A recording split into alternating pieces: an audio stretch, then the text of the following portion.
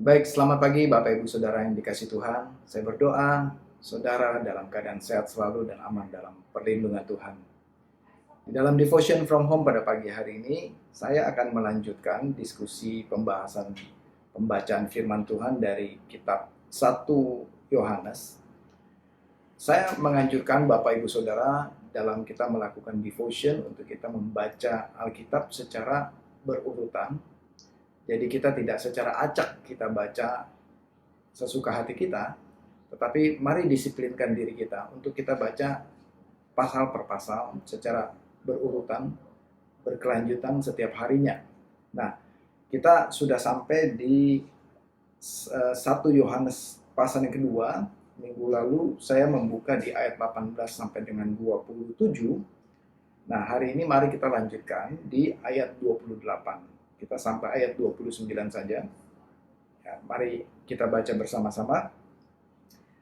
Maka sekarang, anak-anakku, tinggallah di dalam Kristus, supaya apabila Ia menyatakan dirinya, kita beroleh keberanian, percaya, dan tidak usah malu terhadap Dia pada hari kedatangannya. Jikalau kamu tahu bahwa Ia adalah benar, kamu harus tahu juga bahwa setiap orang yang berbuat kebenaran lahir dari padanya. Nah, minggu lalu di dalam satu perikop ini, yaitu berjudul di dalam Alkitab kita berjudul Antikristus, ya.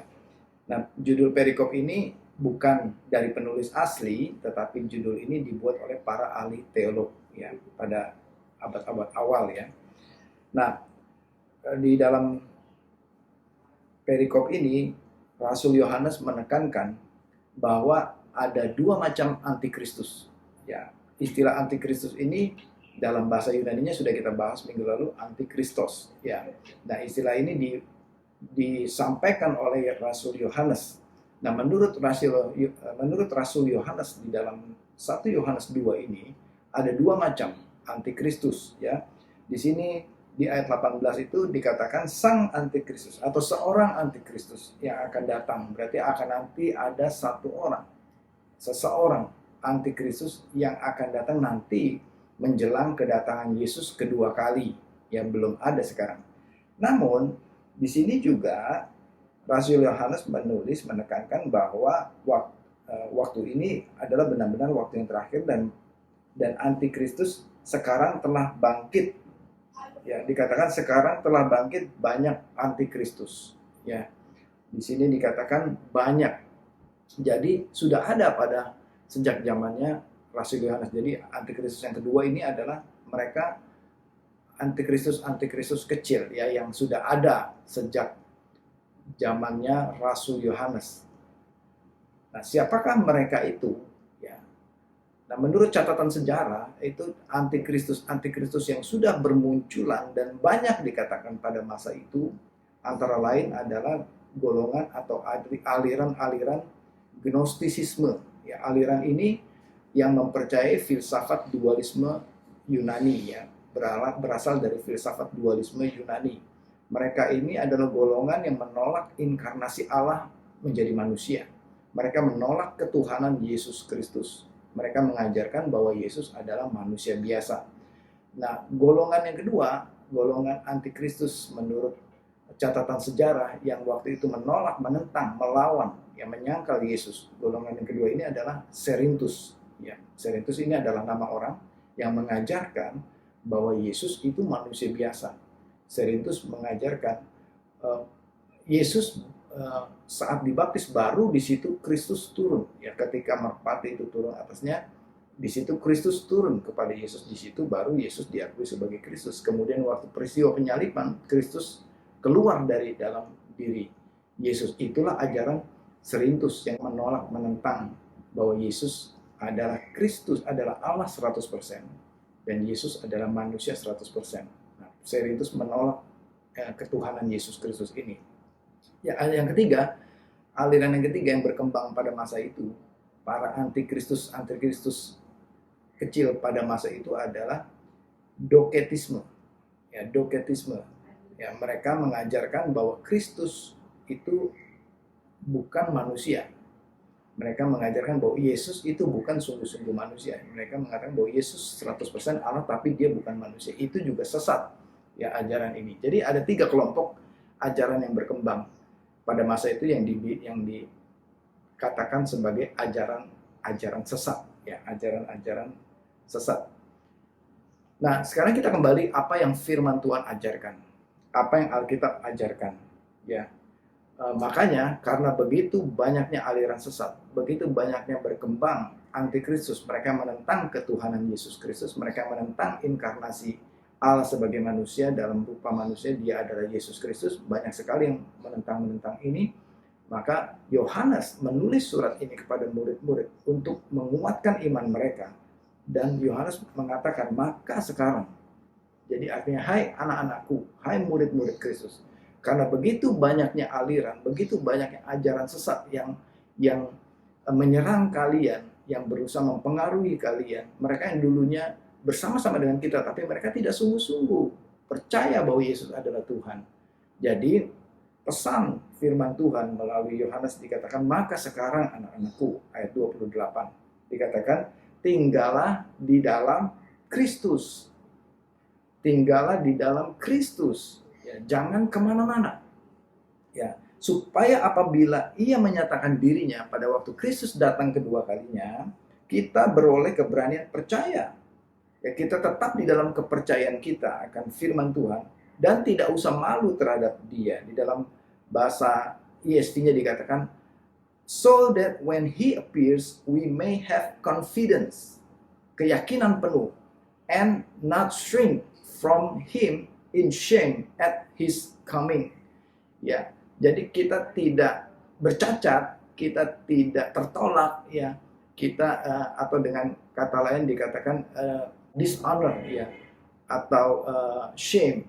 Jadi kita tidak tertolak dan tidak dalam cacat, tidak di dalam kondisi yang memalukan, di dalam kondisi yang tidak terhormat pada saat Kristus datang kedua kalinya. Bagaimana supaya kita terhindar dari situ? Maka kita perlu punya keberanian penuh, keyakinan penuh, dan berpegang teguh kepada ajaran firman Tuhan agar kita tidak terombang-ambingkan ajaran-ajaran sesat yang tadi, yang terus berkembang sampai dengan sekarang. Ya. Dan kemudian dikatakan di ayat 29, jikalau kamu tahu bahwa ia adalah benar. Kalau saudara dan saya sudah mengetahui, menerima kebenaran itu bahwa Yesus adalah benar, kamu harus tahu juga, kita harus tahu juga bahwa setiap orang yang berbuat kebenaran lahir daripadanya. Amin. Jadi kita percaya kalau kita sudah menerima kebenaran, kita percaya bahwa kita ini berbuat kebenaran dan kita ini lahir daripada Kristus. Ya, jadi ada 2 penekanan di dalam ayat ini. Yang pertama, tinggallah di dalam Kristus. Yang kedua, kita harus lahir dari Kristus, lahir baru, yaitu percaya kepada Yesus. Kita berpegang teguh pada iman kita kepada Tuhan Yesus Kristus. Yang dikatakan kita dilahirkan kembali, kita lahir dari benih ilahi, yaitu kita menerima Yesus sebagai Tuhan di dalam kehidupan kita. Mari kita lihat di Yohanes 14. Apa yang Yohanes tulis juga di dalam Injil Yohanes, dikatakan di Yohanes 15. Apa yang Yesus katakan. Di dalam Yohanes 15 ini, Yohanes menulis apa yang Yesus katakan. Kita langsung saja ke ayat 4. Yesus mengatakan, tinggallah di dalam aku, dan aku di dalam kamu. Sama seperti ranting tidak dapat berbuah dari dirinya sendiri kalau ia tidak tinggal pada pokok anggur. Demikianlah juga kamu tidak berbuah jikalau kamu tidak tinggal di dalam aku.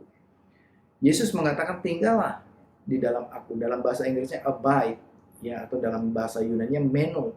Ya, sama dengan kata yang digunakan tadi oleh Yohanes di 1 Yohanes 2 ayat 29, ya, 28. Meno, tinggallah di dalam dia, di dalam Kristus, tinggallah di dalam Kristus. Karena Yesus juga mengatakan begitu, tinggallah, meno, tinggallah di dalam aku, dan aku di dalam kamu, abide. Ya, sama seperti ranting tidak dapat berbuah dari dirinya sendiri kalau ia tidak tinggal pada pokok anggurnya. Kata-kata abide ini yaitu menancap, ya, berlindung, bernaung, ya mencari makan dari situ, ya tempat di mana kita berlindung, bernaung dan menancapkan dasar kehidupan kita. Ya itulah yang Yesus perintahkan kepada kita, tinggallah. Tinggallah ini adalah kata-kata perintah kepada kita untuk kita tinggal seperti buah itu terikat kepada rantingnya, dan ranting itu terikat kepada batang pohonnya, dan batang pohon itu terikat kepada akar-akarnya, dan akar-akarnya itu tertancap kuat di dasar sampai merambatkan kepada batang-batang air. Demikianlah kita tinggal di dalam Kristus. Saudara, kemarin istri saya beli pepaya ya dari kedai buah di dekat rumah. Ketika saya potong belah dua pepaya itu sewaktu belum dipotong itu kita lihat kulitnya sudah bagus ya, sudah menguning, kelihatannya sudah matang. Tapi ketika saya belah dua pepaya itu, kelihatan lapisan pepaya itu sisi luarnya itu merah, matang. Kelihatannya sudah matang merah. Hanya sekitar 1 cm merah begitu, lingkaran merah. Tetapi di dalamnya dekat-dekat bijinya itu, ya ada 2 cm, 3 cm itu, semuanya kuning muda. Ya, seperti pepaya muda yang belum matang. Nah, langsung kita kembalikan pepaya itu kepada kedai buah. Kita bisa tebak bahwa pepaya ini matang di luar. Ya, dimatangkan di luar dengan cepat-cepat, nggak tahu pakai obat apa. Berikutnya malamnya kita pergi ke supermarket dekat rumah juga, kita cari pepaya yang bagusan, dan pegawai toko, pegawai supermarket kasih kita pepaya yang bagus. Ketika kita belah, benar dari dalamnya dekat biji sampai lapisan keluar itu merah semua dan matang. Hanya sedikit lapisan setengah sentimeter di sisi keliling kulitnya itu, dekat kulitnya itu kuning-kuning orange begitu. Dan benar ketika kita makan, pepayanya enak, manis, dan rasanya enak sekali. Kenapa? Karena pepaya itu matang di pohon. Pepaya itu tertanam, tinggal di ranting-ranting. Sehingga ranting-ranting itu memberikan makanan, menghasilkan pertumbuhan bagi buah itu. Dan ranting-ranting itu mendapatkan makanan dari batang-batang, dari akar-akar yang tertancap, tertanam, karena dia tinggal di dasar tepi batang air.